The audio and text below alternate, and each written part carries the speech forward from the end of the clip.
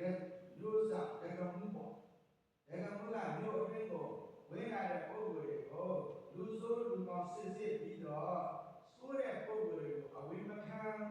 မဆိုးတဲ့ပုဂ္ဂိုလ်တွေလည်းမျိုးရင်းမှာဝင်ရတဲ့အတွက်ကြောင့်မျိုးအတွင်းမှာပြည့်စည်တောက်တာရှာတာဖြစ်ပါဦးလားဖြစ်ပါဗျာဒါဥတော်လူဆိုးတွေအဝိမခံလို့ဘယ်သူကြောင့်လို့တကားဆောင်တကမှုကြောင့်လားဒီမှာနေတဲ့တိုင်းနဲ့ဣလေသာဆိုတဲ့လောဘဒေါသမောဟတွေအဝိမခံရအောင်လို့ဟောဒီနာတိသားမှာစိတ်ကိုအထိုင်ချရတယ်တဲ့နာတိသားမှာဘာထိုင်ချစိတ်ကိုအထိုင်ချသူကျင်တဲ့စိတ်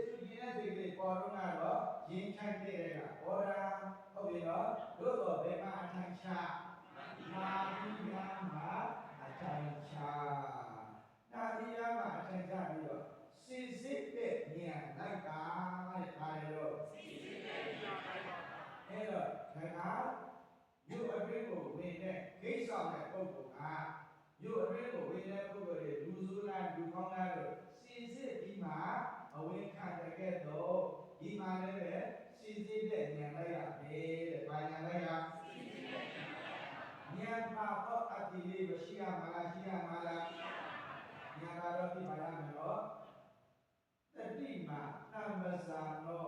ကာဏအာဂတိယတတိမာတတိထားရတယ်နမဇာနောဉာဏ်ပါရနမဇာနောပါလေဉာဏ်ပါရတတိပညာထားပြီးတော့အချိန်ကိုပုံလုံးပြီးတော့ဉာဏ်ပါတော့အတ္တိလေးနဲ့နှလုံးသွင်းစဉ်းပြီးမယ်ဆိုရင်ခံစားချက်ကတွေ့ရှုတဲ့အားလေလို့ခံစားချက်ကတွေ့ရှုဉာဏ်ပါတော့အတ္တိလို့ပြောပြီးနော်ဒါဆိုရင်ရှုလိုက်ပြီးရှုပြီးတော့တရားပါရတာပညာပါရတာဒီကိုပေါ်ကြည့်သေးသလားနှာခေါင်းနဲ့ပူနာနဲ့တော့ပါသေးသလားအာကိုခွာတာပညာပါရလေးလေးကိုရှက်ပြီးတော့မရှိလိုက်သလားရှိလိုက်သလားဒီလည်းလည်းနာမည်အလားလေးတွေကိုပတ်ဖို့မချဘူးလားစီစစ်တဲ့ဉာဏ်ပါရတယ်လို့ပြောပြီးပြီနော်ဒါလို့ဆိုရင်ရှုသွင်းလိုက်တဲ့ဒီကလေးကနာတိကအလားဆိုင်လေးကိုဘယ်သဘောလေးနဲ့ခံစားမှုတွေ့တယ်အေးတော်လေးဒီလိုမလားအေးတိဒီလိုမလားခံစားခဲ့ပါမလို့ဘူးလားစစ်စစ်တဲ့ဉာဏ်နဲ့မပါဘူးလားဒါလို့ဆိုရင်အေးတိဟုတ်ပြီနော်အေးတော်လေးကိုကြည့်နေတာမလားဒါကလည်းပြန်ထုတ်ဟုတ်ပြီနော်ထုတ်ပြတဲ့စိတ်လေးဘယ်မှာထိုင်ချဘာလို့မှထိုင်ချတရားတရားမှာစစ်စစ်တဲ့ဉာဏ်တွေ့ရမှာလားဆက်ရတဲ့ဒီကနာတိကအလားလည်းလို့ဖတ်ဆိုကြည့်လိုက်တဲ့အခါမှာငွေသဘောဒါလည်းလို့အေဒီခံစားတဲ့သဘောကိုသိအောင်ကြည့်တဲ့ပြောတာလေလို့ရှားဖြတ်လိုက်အေဒီခံစားတဲ့သဘောကိုသိအောင်ကြည့်ဘောပါပြီနော်အဲ့ဒီကျတော့စားလေဆိုပြောပါလေလို့စားလေဆိုဒါကအနုပါဒနာနည်းလားအနုပါဒနာနည်းရာဟုတ်ပြီနော်အဲ့တော့သပ္ပနာနည်းရဲ့အနုပါဒနာနည်းရဲ့ပေါင်းစားတဲ့တော့ထိစားထိလေထိဆိုအနေချက်လိုက်တော့ဘုရားလိုက်ပြီနော်အဲ့တော့ထိစားတဲ့ထိတဲ့တူစားလားမတူပါဘူးဘုရားဒီမြဲလို့လားမမြဲလို့လားမမြဲတာအနေစားမမြဲတာအနေစားပြလိုက်တာကမေတ္တာပြလိုက်တာကဟောလို့ဆိုရင်ဟောဒီနာတိယဆိုတဲ့ပိဋကရှုွက်တာပဲဝိပဿနာဉာဏ်ဖြစ်မနေဘူးလားဖြစ်ပါဘူးဟောဒီထိတဲ့ထိဆုံးတွေ့ရလားမဟုတ်ဘူးလို့ဘာသာလို့ဆိုတော့ထိတဲ့ဘောလေးရှိသေးသလားမရှိလို့မရှိတာလားရှိသေးလို့မရှိတာလားရှိသေးလို့ဟောအဲ့ဒါဝိပဿနာဟုတ်ပြီနော်ပြန်ပြီးတော့ထုတ်နေ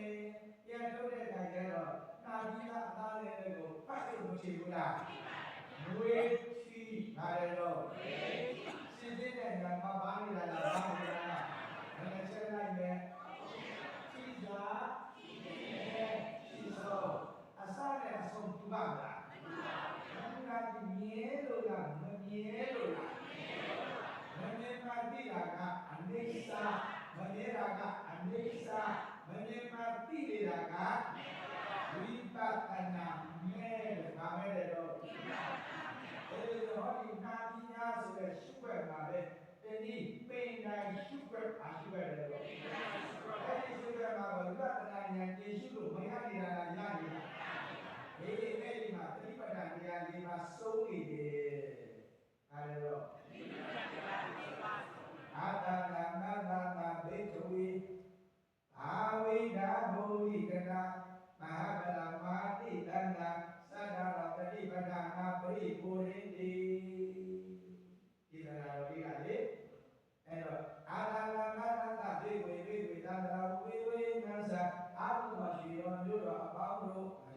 မှာပေါ့အဲဒီမှာအာနာနာဘာနာတာထွက်လာတဲ့ဒီကလေးဝင်လာတဲ့ဒီကလေးပေါ်မှာဆရာသမားပြောတဲ့ဤစနစ်ကြာကြာကလေးဘာလဲတော့ဤစနစ်ကြာကြာကလေးကိုဟောဒီမှာခန္ဓာနာနီးရဲ့ဥဒနာနီးရဲ့အနုဘန္ဒနာနီးရဲ့သဗ္ဗနာနီးရဲ့ဟုတ်ပြီနော်ဒီနေ့အဲ့ဒါနဲ့တရားဟောတာပြည့်တဲ့ကိုခွာပြီးတော့ရှုသွားတာလားရှုတာကလည်းစိတ်တဲ့ဉာဏ်မှာပါနေတာလားပါနေတာလားအဲ့ဒါဘာဝိတာပွားများပါဘာဝိတာဘောဝိကတာသိက္ခာများစွာတို့ကလည်းသင်္ခါရမှာဥပမာပေးတယ်ဟုတ်ပြီနော်ကဲယုံကြည်တော်လေးစားကြည့်တယ်တခါထောက်လို့လည်းညက်ပါဘူးဘယ်လိုလဲဘယ်လိုထောက်ဒီတော့ပြလာတော့မရမချင်းထောက်တော့ဒါပဲရှိတယ်ဘယ်လိုမလားမရမချင်းအာဝိဒါဘောဝိကတာဟုတ်လားမဟာဗလာမဟာနိဒာနာမဟာဗလာအချင်းလေးနှမ်းတာမဟာနိဒာနာညက်ပါပြီဒီလိုတော့နားလည်ပါဦးအဲ့တော့အယုတ်အာလေးတွေနဲ့မများတာလားများတာအဓိပ္ပာယ်နေရာဒီပါဆုံးနေတယ်တဲ့ပြောတာလေတော့ဆုံးဆုံးလေးကိုစိတ်ရတယ်နော်အေးသဘောတွေသဘောလေးကတရားတရားလားတေသောကလေးလားတေသောကလေးပါဟောတရားကြည့်နေတာလားရုပ်ကိုရှိနေတာလားတေသဘောတွေသဘောလေးကတရားတရားလားရုပ်တရားလားတရားပါဗျာအဲ့ဒါကာယ ानु ပတနာတတိပဋ္ဌာန်မာတိပဋ္ဌာန်လေတော့အခုရပါပြီနော်ဧခံစားဝိခံစားလေးမလားဘူးလားဝေဒနာဒုက္ခတနာတတိပဋ္ဌာန်ဘယ်လိုရတာဘယ်လိုရတာဒီနော်ဘယ်လိုရတာဘယ်လိုအောက်ကကြတော့ရှုခြင်းနဲ့စိတ်လေးကိုနာတိများမှာအထိုင်ချပြီးတော့မရှုလိုက်တာလားရှုလိုက်တာလားစိတ်တာဒုက္ခတနာတတိပဋ္ဌာန်ဘယ်လိုရှိတာစာလေဆောဟုတ်ကဲ့တဲ့ပါလားမလားအဲ့တော့ဟုတ်ကဲ့တဲ့ကတော့တူတာပြတာလားမတူတာပြတာလားဓမ္မာဝိပဿနာပฏิပဋ္ဌာန်ဘာပฏิပဋ္ဌာန်ပိဋကရှိွယ်လို့ဆိုတဲ့တာပြီးများမှာပဲအာနာပါနကိုဆင်ဟာနိကြရရှုမှတ်တဲ့ပฏิပဋ္ဌာန်တွေကဘယ်နှပါစုံလားဒီပါစုံပါလေဟုတ်ပြီနော်အဲ့တော့ဒီနေ့မထားပါနဲ့ဆက်ကျူးတာပါဆက်ကျူးတာရမယ်နော်ပฏิပဋ္ဌာန်တွေကဘယ်နှပါစုံအောင်ပွားနေရမှာလေရှိွယ်မှာတေနာရှိပဲဘာရှိပဲတေနာရှိပဲရှိပဲကဘယ်နဲ့ကွဲတေနာရှိပဲရဲ့အာနာရှိပဲရဲ့ဒီပဲရှိပဲမှာသိသိနေတာတေနာရှိပဲတော့ဒီအဲ့ဒီနဲ့တော့ဆက်ပြီးတော့ရှိတယ်ဒီကနေ့မရှိအဲ့ဒီတတိပဋ္ဌာန်တရား၄ပါးကိုသုံးပါတဲ့အခါကျတော့သတ္တာတော့တတိပဋ္ဌာန်ဘာဝိတာဝါဒဘုံလိကနာကပ္ပံမဟာပလာမဟာပိဒနာအကျိုးတွေထူလာတယ်အားရလဲဆိုတော့တတ္တဘုဇင်မောဘုဇင်ပရမဆုံးနေတယ်ဒါလည်းတော့ဘုဇင်ပရမဆုံးလာပြီနော်တတိပဌာနာလားတတိထားနေတာဒီကိန်းကအချင်းချင်းခါခါလားပြတ်တောင်းလားစက်နေရလားအဲ့ဒါကိုဘုဇင်လို့ခေါ်တယ်ဟုတ်ပြီနော်အာရုံတဲ့ချက်အာမလို့တဲ့ချက်ဆိုတော့ဘုဇင်မဟုတ်ဘူးဒါကြောင့်မပြတ်ဒဇန်ရှုပွားနေတာကိုဘုဇင်ဟောတယ်အဲ့တော့တတိကမနာလားတတိကထာလားလက်ချိုးတာလားတတိကံလို့စေပါလေတော့ဘုဇင်လူရမသာဘူးလားဘုဇင်လူရထားတဲ့အခါကျတော့အဲ့တော့စတယ်ဆိုသုံးရက်ပတ်တဲ့အခါကျတော့အနိစ္စလေးတွေတွေ့မနေဘူးလားဒုက္ခလေးတွေလည်းတွေ့မနေဘူးလားအနတ္တလေးတွေမြင်သလားဘူးလားလက္ခဏာရေးဘယ်နှပါအနိစ္စဒုက္ခအနတ္တဟုတ်ပြီနော်ဓမ္မဝိဇယနာဘုဇင်တဲ့ဘာဘုဇင်လဲတော့အဲ့ဒီမှာတိရိတာဈာအထုခံရသလားအဲ့ဒီတိရိတာဈာထုမလာအောင်လေစူးစူးဆိုင်ဆိုင်နဲ့မကြိုးစားတာလားကြိုးစားနေတာလားဝတိယနာဘုဇင်ဘာနာဘုဇင်ဝတိယနာဘုဇင်တရားနဲ့ပြောင်းပြီးတခြားနဲ့ပြောင်းပြီးတာလားတရားနဲ့ပြောင်းပြီးနေတာလားပိဋိနာဘုဇင်ဘာလဲတော့ပိဋိနာဘ တော့ပြည့်ဖွဲ့သေးသလားခန္ဓာကောင်းကထုတ်သေးသလားပတ္တတိတံဘောဇင်ဟုတ်ပြီနော်ကပ္ပထအာယုပေါ်မှာပဲစိတ်ကဒဇင်ကမှမကြနေတာလားကြာနေတာလားသမာဓိတံဘောဇင်ဟုတ်ပြီနော်အဲ့ဒီကြတော့လောဘအဆုံးထွက်သေးသလားလောဘအဆုံးထွက်သေးသလား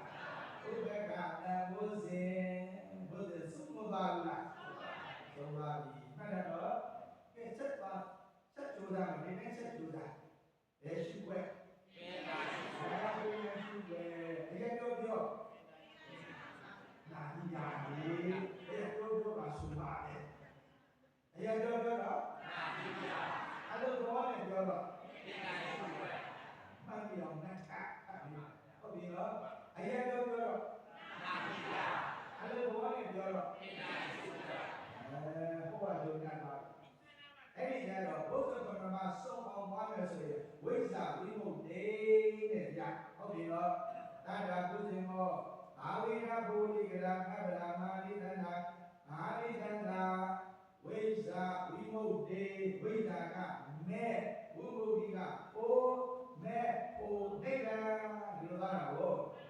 ပြီနော်ကဲပညာရှိပွဲလို့ဆိုရင်နာပြီးသားမှာပဲဝိပဿနာသင်ရှုလိုက်တာနဲ့ဖြစ်တဲ့တွေမို့ဖြစ်တဲ့တွေဆုံးမပါဘူးလား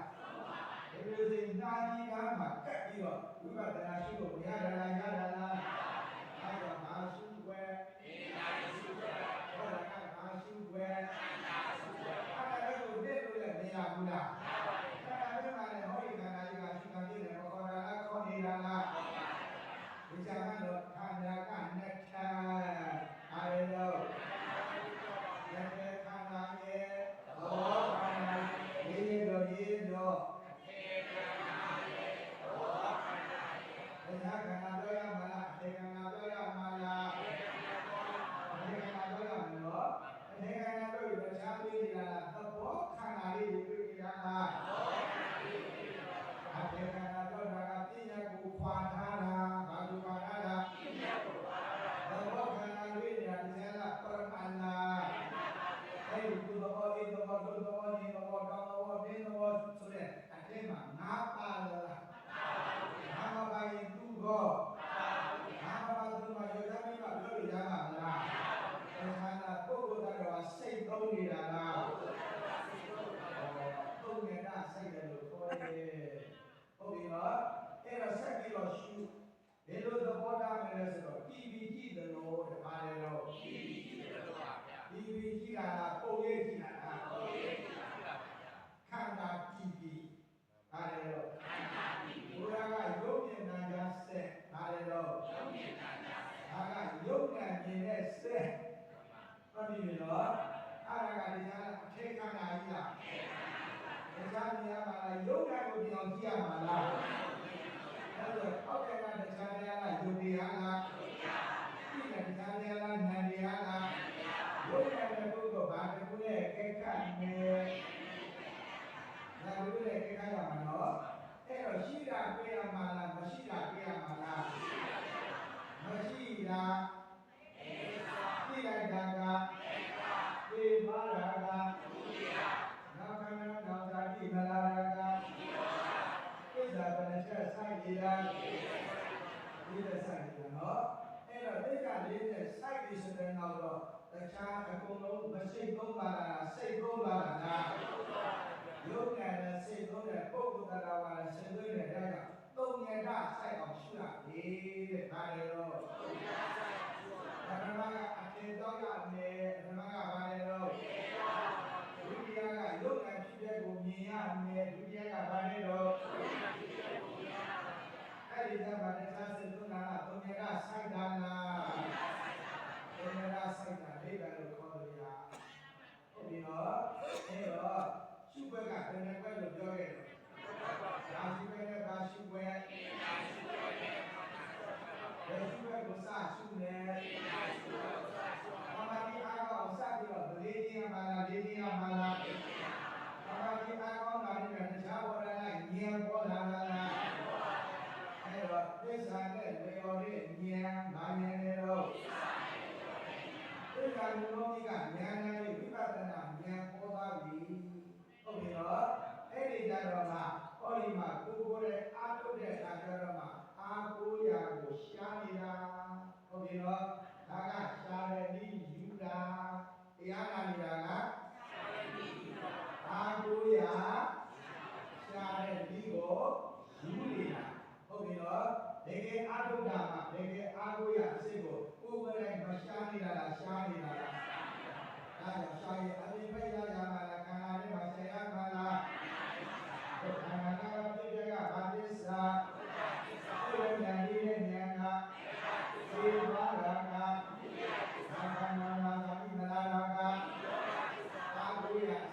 မသာဘူးလားဘာလို့ရစေရတယ်ဆိုတာဒါနကြောင့်လားဝိပဿနာကြောင့်လားသီလကြောင့်လားဝိပဿနာကြောင့်လားသမထကြောင့်လားဝိပဿနာကြောင့်လားဝိပဿနာအားရမှာတော့အပြောနဲ့ရပါမလားအပြောနဲ့တက်ပြီးကြမှာရမယ်ဘာနဲ့တက်ပြီးအာရစနေစမှာတန်နေကြည့်ကောဘုရားတို့မှရတယ်ဟုတ်ပါရဲ့လားဟုတ်ပါတယ်ဆိုရင်ဘယ်ဒီဟောပြီးတာအလုသမားအတွက်အားကိုးရဆင်ပြေအောင်တခြားကျင့်စဉ်လားဝိပဿနာကျင့်စဉ်လားဘုန်းကြီးတို့ဉာဏ်ပြီးတဲ့ညပူတော်ကောင်းတော့ကျေးဇူးဆက်ခဲ့ပါဗျာမှန်ပါပါဗျာအာရမတမေကမတယုံတရာဗုဒ္ဓသာသနေလူနာဓမ္မေသုရောပိနနလာကာရဝဘုံဇရံအာရဝသူတော်ကောင်းတို့ဗုဒ္ဓသာသနေအမြဲတမ်းတွေ့ခဲ့ခြင်းနဲ့လာသောတရားမြတ်စွာသာသနာတော်မြတ်ကြီးအတွင်း၌ယုံသထကုသိုလ်တွေများများရအောင်သူတော်ကောင်းကြီးတွေများများဖြစ်အောင်ကြိုးစားလိုက်ကြပါကုန်လောအာရမထဝုချီတန်ကြီးအာရိယာယုံမဟုတ်ပါနဲ့ပြင်းထန်သောဝိရိယဖြင့်ထက်ထက်တန်တန်ကြိုးစားလိုက်ကြပါကုန်လောနိကမထမကြတွေ့ယုံနေကြရမယ်အိုနာတေဆိုတဲ့ဒုက္ခကဤသာသနာတော်မြတ်ဤအပေမှန်လုံးမြောက်အောင်ကြိုးစားလိုက်ကြပါကုန်လောဂုံသရောအာငါအနုံကြီးတဲ့စင်ကြောင့်ရှိပြီးနလာကာရကျူရိုးတွေနဲ့ဆောက်တဲ့အပ်သောကျူရိုးကျူလာကျူမိုးကျူခင်းကျူအိမ်ကြီးကိုတုနာတာဝိယအရရကိုနေချေပြည့်စည်လိုက်တဲ့ကဲ့သို့တုံးလေးပြီးတဲ့သူတော်ကောင်းဟောလို့ဒီလဲပဲမိစုနောပေမိတေနံ